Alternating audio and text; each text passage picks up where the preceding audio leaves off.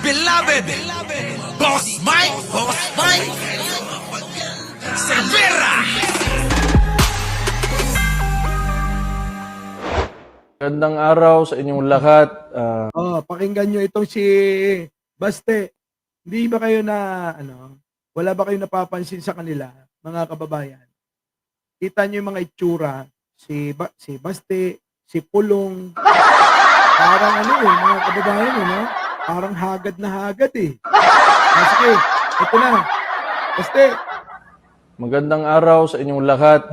Dyan, sa mga nanonood nito, alam ko na nandyan kayo dahil sumusuporta kayo sa tatay ko. Birthday niya ngayon.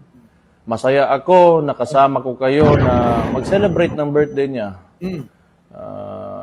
Walang kalatoy-latoy magbigay ito ng mensahe. Walang dating, mga kababayan. Oo. Para bang yung para bang yung elementary lang tayo na pinag-recite tayo ng teacher natin, ganun lang siya. Wala man lang yung bang maramdaman na tawag dito na pagka nagbibigay ng mensahe, mapapatunganga ka at mararamdaman mo, tatago sa puso mo yung sinasabi. Di po ba? Kaso eto wala, mga kababayan. Ilang beses ko tong pinanood eh. Wala talaga. Tuloy. Yun lang, nasa Hague siya ngayon sa Netherlands, nasa ICC. Kasi inaresto sa hindi tama na paraan, illegal na paraan. Kita mo, pinagpipilitan pa nilang illegal daw yan. Sige, tuloy. Yung tatay ko at isinuko ni Bongbong Marcos. Kita nyo, ang sinisisi talaga si Pangulong Bongbong Marcos.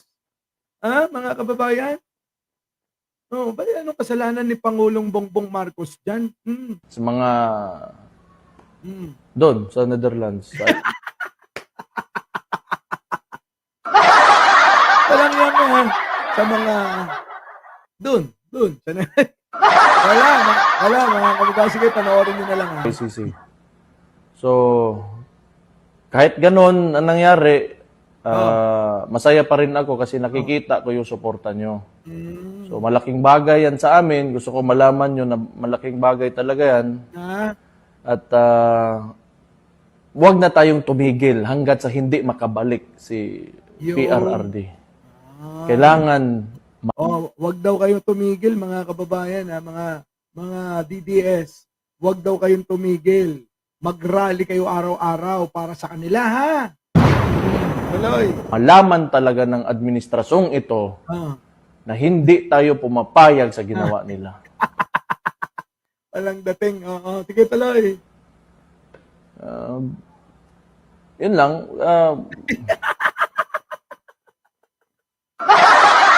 Tignan, ano ka naman mahahabag din kay Baste? Wag nyo na itong pinagsasalita. Lang niya. Wag nyo na itong pinagsasalita, kasi hindi nakakatulong to sa inyo. Maniwala kayo. Ibita, Ulog, thank you naman. Again, gusto ko magpasalamat kasi kung hindi dahil sa inyo, Kanina ka pa nagpapasalamat, ilang beses mo na yan sinabi. Tuloy. wala na ako lakas. Kita nyo, sabi niya, nadulas pa. Kung wala kayo, wala na daw sila. Walang yan, mga kababayan. Ayan ibig sabihin, dahil na lang sa inyo, kaya sila nandiyan pa. Kaso, kung wala na kayo, wala na sila. Yun ang katotohanan dyan, mga kababayan. Nandiyan pa kayo ng mga ilan na sumusuporta, kaya nandiyan pa sila. Pag wala na kayo, wala na sila. Mahirap din yung sitwasyon.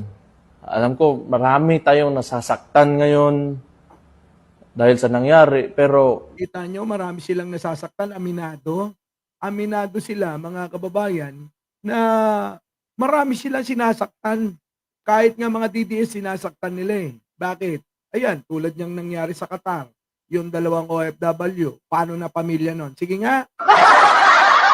Yung mga tao na nasa panig ng katotohanan, di ba naiinis sa inyo nasasaktan din sila sa mga ginagawa nyo. Tuloy. Natulas na nga eh. Marami daw silang nasasaktan eh. Mahirap din yung sitwasyon. Alam ko, marami tayong nasasaktan ngayon dahil sa nangyari. Pero mahalaga talaga na lumaban tayo. Hindi pwede. Laban daw, laban. Tuloy-tuloy lang ang laban. Sabihin mo na yung gusto mo. Ingat ka. Dahil nag-aabang na ang NBI at ang pulis na yung mga mananawagan na mag-aklas, lumaban sa gobyerno, nako, inaabangan na nila yan. Inciting to sedition. Sabi nga ni General Torre, nako po. Na tayo ay magpapatalo lamang. So, kailangan... Huwag kayong magpatalo. Oo, yung mga mangmang at tanga at mga bobo. Huwag kayong magpatalo ha. Tuloy-tuloy nyo yan. Pakita natin na hindi tayo talaga pumapayag. So again, maraming salamat talaga sa inyo. May magagawa ba yon? Tanong ko sa inyo. Niloloko kayo nito. At pakita nyo daw na hindi kayo pumapayag. Yung bang hindi nyo pagpayag, mga kababayan meron pa bang magagawa yan? Sige nga po. Meron pa bang magagawa yan? Sabi nga mismo ng kakampi nila, mga kababayan, wala na. Ang buhay ni Digong ay nasa kamay na ho ng ICC. Mismong kakampi na nila nagsasabi. Bakit itong si Pulong, ay si Baste, abay, ipinipilit pa rin lumaban, wala nang ang laban. Kumbaga sa chess, checkmate na. Yung chess master nila, nakakulong na. Sino susunod? Di ba? Kaya mga kababayan, yung sabing chess master, huwag kayo maniwala. Bakit? Kasi puro lang yabang yung ganun. Sasabihin, chess master, magaling talaga sa strategy si Digong. Strategy niya yan. Sinadya niya yan na magpahuli sa sa ICC at sumama ng kusa, magganon-ganon. Bakit ngayon nag-iiyakan kayo? Kung sinadya pala ni Digong na sumama sa ICC at magpakulong, di po ba? Yan ang paliwanag ng mga vlogger nila. Sabi nila, lalong-lalo na sila Banat Bay, sinadya ni Digong yan na magpakulong at sumama na kasi alam niya na mali yung mga proseso. Anak ng pating. Di ba? Ano nangyari ngayon? Bakit kayo nag-iiyakan kung sinadya pala ni Digong? Dapat hayaan niyo si Digong na gumawa ng kaparaanan para makalabas siyang kusa ron. Ganun lang kasimple yun. Marami kayong oras na pwedeng ibigay sa ibang bagay, pero andyan kayo ngayon, andito kayo, nakikinig sa akin. Oo nga, nagtataka nga kami. Imbis na laan nila sa pamilya nila, yung oras nila, abay nilalaan nila sa pagsama sa inyo tuloy. Wala akong masabi sa inyo. So, mahal na mahal ko kayo dahil sa pinapakita. Ayan mahal na mahal kayo ni Baste. Oo, mahal na mahal. Nararamdaman nyo ba yung pagmamahal? Sige nga. Tanong ko sa mga dude, ramdam nyo ba yung pagmamahal ni Baste? Tuloy. Yung suporta sa tatay ko. So, isa pa, dahil ito ay resulta ng tingin ko na sobrahan ng politika ito si Marcos dahil tingin ko takot talaga sila na tumakbo yung kapatid ko sa 2028. Kaya, anong takot? Wala nang panalo yun. Ano ba? Nasobran daw sa politika. Di pa sila ang nauna. Kung hindi pa namang gunggong yung tatay nito, binanatan ng walang humpay si Pangulong Bongbong. Eleksyon pa lang. Ano na sinasabi ni Digong? Weak leader, adik, bangag. Nakaupo na, nanalo na. Ganun pa rin ang sinasabi niya. May pabisita pa siya sa Malacanang. Di ba?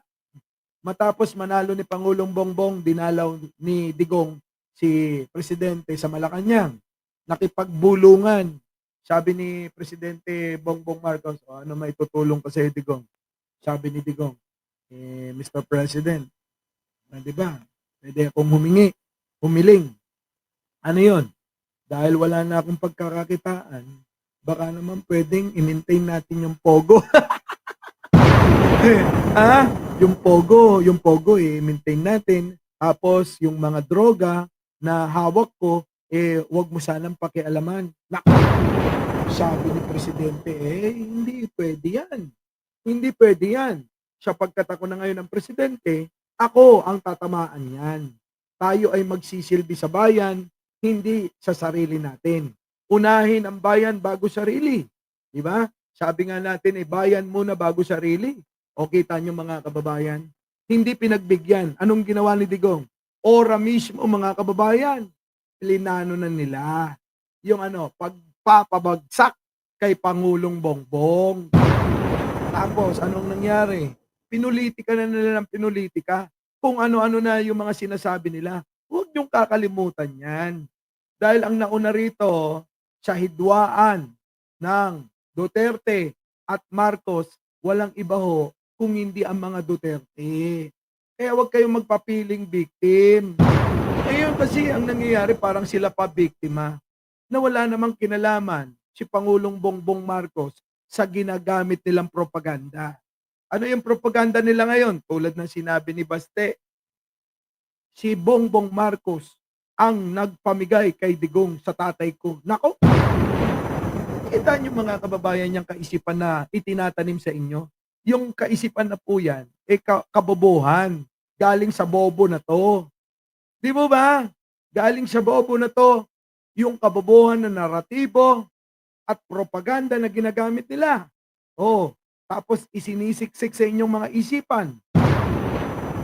Tapos kayo naman naniniwala. Okay, kaya nga, wag na kayong magtaka kung tinatawag namin kayong mga mangmang, tanga at bobo. Bakit? Yun naman talaga yung totoo. Aloy. Maraming mga movements Hmm. o mga kilos sa politika laban sa pamilya namin na ginagawa ng administrasyon. Kita mo, feeling victim na siya. Marami daw talagang movement ang ginagawa. Ang administrasyon, mali ka. Kayo ang gumagawa sa gobyerno na to ng mga movement para sirain si Pangulong Bongbong Marcos. Nagkalat yung mga troll ninyo. Nagkalat yung mga fake news ninyo na ginagawa. Wala kayong maibato kay Pangulo, kaya puro paninira na gawa-gawa lang. Yun po yung totoo dyan. Ang lahat ng binato kay Digong, kung bakit nakulong, ay katotohanan. Kasong totoo. Pero, mga kababayan, yung mga binabatikos nila kay Pangulong Bongbong, sukdulan na. Lahat po puro kasinungalingan. Yung po, pagtimbangin ninyo. Kasi, tayo ho yung nasasabihin nila fake news. Pero mga kababayan, yung bang mga nangyayari kay Digong ay gawa-gawa ni Pangulong Bongbong? O si Digong mismo may gawa nun? Si Digong po ang may gawa nun mismo. O naman Baste. Oh, tuloy. So, gusto ko lang dahil I want to take this opportunity Hmm. na Na? wag natin kalimutan yung mga issue, Anong yung issue? sagaa, Ay, pati nasakot na yan. Patay na nga yan eh. Ayun gaaga sinasabi nyo, gawa-gawa nyo lang. Kita nyo mga kababayan, si Mr. President na mismo nagsabi na alam ng tatay mo na kung ano yung totoo dyan. Tatay mo naging presidente kaya alam niya. Diba? Gaga. yung sa PhilHealth ng mga pera na Oh, yung PhilHealth, kayo nagnakaw nung panahon ng tatay mo. Ngayon, napakaganda na ng takbo ng PhilHealth na hindi nagawa ng tatay mo.